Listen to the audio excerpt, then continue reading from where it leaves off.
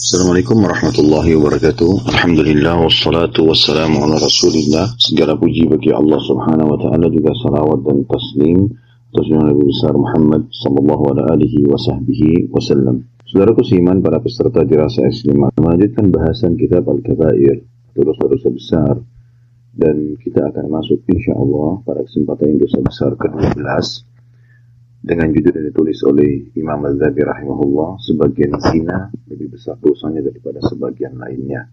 Sebab Imam Az-Zahabi rahimahullah menyebutkan ini karena sesuai dalil yang dipaparkan oleh beliau, zina memang bertingkat-tingkat. Dan zina yang paling berat, yang pertama adalah zina dengan mahram, atau orang-orang yang dasarnya tidak boleh menikah dengan mereka.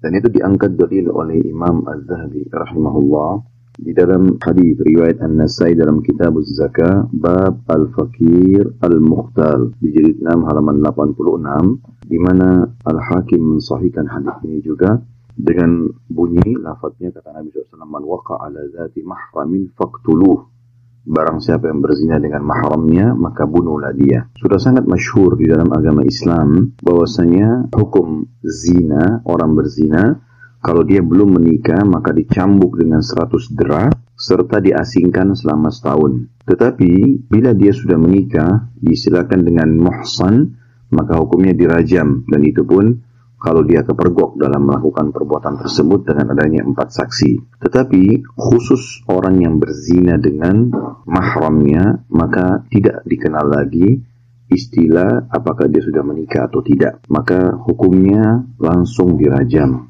Mahram-mahram ini tentu ada yang sifatnya mahram dari lahir, artinya begitu lahir sudah jelas mereka mahram, yaitu jalur langsung ke atas orang tua, ibu dan ayah, bagi anak laki-laki ibunya, dan bagi anak perempuan ayahnya, dan semua jalur ke atas nenek kakek, serta semua jalur ke samping dari kedua orang tua, seperti tante dan paman dari jalur ayah dan ibu. Begitu pula jalur dari samping seperti saudara dan saudari, artinya dari samping orang yang sedang jadi target. Kemudian ada juga jalur langsung ke bawah, yaitu anak, cucu, keponakan atau anak saudara. Ini semuanya masuk dalam istilah mahram begitu lahir. Ada juga mahram yang datang karena kasus susuan yang dikenal dengan saudara atau saudari susuan dan ibu susuan. Jadi kalau misal saya disusuin oleh seorang ibu dan ibu itu memiliki anak perempuan, maka saya akan menjadi mahram bagi ibu susuan tersebut atau ibu yang menyusui saya dan anak dari ibu itu. Ini terjadi karena susuan.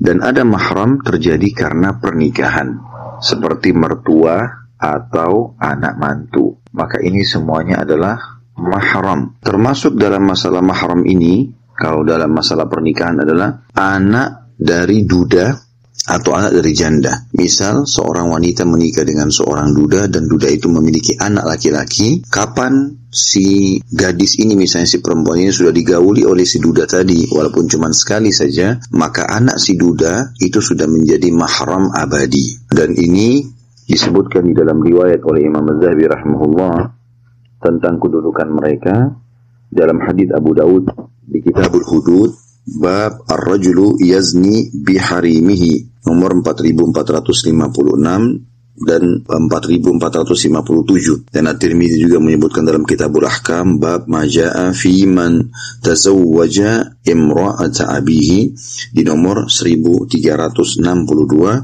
dan An-Nasai dalam Kitabun Nikah bab nikah man nakaha al-aba jilid 6 halaman 109 dan 110, dan Ibnu Majah dalam Kitabul Hudud bab man tazawwaja imra'ata abihi min ba'dihi nomor 2607. Imam Ahmad menyebutkan juga di jilid 4 halaman 295, dan Asy-Syaukani juga menyebutkan di dalam kitabnya Nailul Autar di jilid 7 halaman 286 sambil berkata, hadits ini memiliki sanad-sanad yang banyak, yang diantaranya ada yang para perawinya adalah rawi-rawi yang thiqah atau bisa dipercaya. Dan makna daripada bab-bab ini hampir semuanya semakna mengatakan bab tentang hukuman atau larangan orang yang menikahi mantan pasangan orang tua. Sebagaimana disebutkan dari hadis Al-Bara radhiyallahu anhu, anna khalahu ba'athahu an-nabiy sallallahu alaihi wasallam ila rajulin arrasa bi imra'ati abihi ay yaqtulahu wa yukhammisa malahu. Bahwasanya seorang pamannya dari ibunya,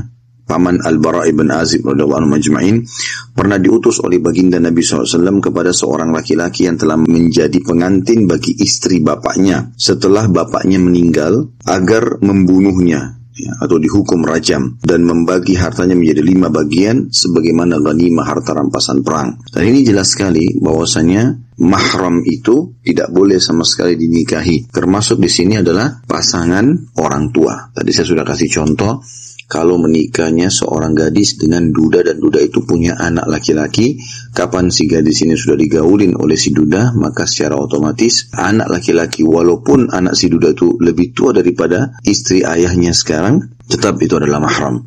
Begitu pula kalau seorang laki-laki menikah dengan janda dan janda itu punya anak perempuan, kapan si janda ini sudah digauli, maka secara otomatis anak perempuannya menjadi mahram si suami janda itu sekarang. Dan ini semua istilah-istilah dalam syariat kita dengan berzina dengan mahram, dan ini tingkat tertinggi dalam masalah zina. Kemudian yang kedua, tingkatannya adalah berzina dengan pasangan mujahidin. Dan ini perbuatan yang sangat fatal sekali bila mana seorang laki-laki pergi berjihad di jalan Allah untuk membela agama Allah, lalu istrinya diganggu oleh seorang laki-laki yang tidak beriman kepada Allah atau kurang beriman kepada Allah, sehingga akhirnya terjadilah perzinahan tersebut. Dan ini hukumnya adalah berat, karena ini termasuk dosa besar langsung dalam zina setelah zina dengan mahram. Beranjak daripada hadis yang diangkat oleh Imam Az-Zahabi rahimahullah, hadis riwayat Imam Muslim dalam kitab Al-Imarah bab hurman nisa al-mujahidin wa ithm man khanahum fihinna, nomor 1897, yang artinya dalam kitab Al-Imarah atau kitab pemerintahan, babnya keharaman istri para mujahidin dan dosa yang sangat besar bagi siapapun yang mengkhianati para mujahidin tersebut pada istri-istri mereka. An-Nawawi berkata rahimahullah, kehormatan istri-istri para mujahidin ini adalah dalam 2 hal. Pertama, haramnya mengganggu mereka dengan apa saja yang menimbulkan kecurigaan, baik berupa pandangan yang haram kepadanya, berduaan dan berbicara yang diharamkan dengannya, dan lainnya. Kedua, kewajiban memberikan kebaikan kepada mereka dan bersikap baik terhadap mereka, serta memenuhi kebutuhan mereka, tetapi dengan apa-apa yang tidak menimbulkan kerusakan dan tidak menimbulkan kecurigaan atau semacamnya. Hadits ini berbunyi, Nabi SAW bersabda, hurmatu nisa'il mujahidina alal qa'idina ka hurmati ummahatihim, wa ma min rajulin yakhlufu rajulan minal mujahidina fi ahlihi fayakhunuhu fihim illa uqifa lahu yawmal qiyamati fayakhudhu min amalihi masya fama dhannukum, yang artinya kehormatan istri-istri para mujahidin dibandingkan dengan kehormatan orang yang tidak ikut berperang adalah bagikan kehormatan ibu-ibu mereka. Artinya istri para mujahidin akan terposisikan secara langsung pada saat suaminya pergi berperang sebagai ibu-ibu orang yang tidak pergi berjihad, dan tidaklah seorang laki-laki menjadi wakil pengganti dari laki-laki mujahidin dalam urusan keluarganya, lalu laki-laki itu mengkhianatinya di tengah mereka, melainkan pasti dia atau si pengkhianat tadi akan diberdirikan untuk mujahid itu pada hari kiamat, lalu si mujahid mengambil dari amal kebaikannya apa yang dia inginkan. Lalu Nabi SAW memberikan sebuah pertanyaan, maka bagaimana menurut kalian, apakah si mujahid tadi akan mengambil seluruh amalnya atau sebagian saja? Tentu jawabannya jelas akan mengambil seluruh daripada amal solehnya. Ini insyaAllah bahasan kita di episode pertama berhubungan dengan dosa besar masalah zina. Semoga Allah menyelamatkan kita darinya, dan kita akan lanjutkan insyaAllah di episode yang kedua. Subhanakallahumma bihamdika asyhadu an la ilaha illa anta astaghfiruka wa atubu ilaik. Wassalamualaikum warahmatullahi wabarakatuh.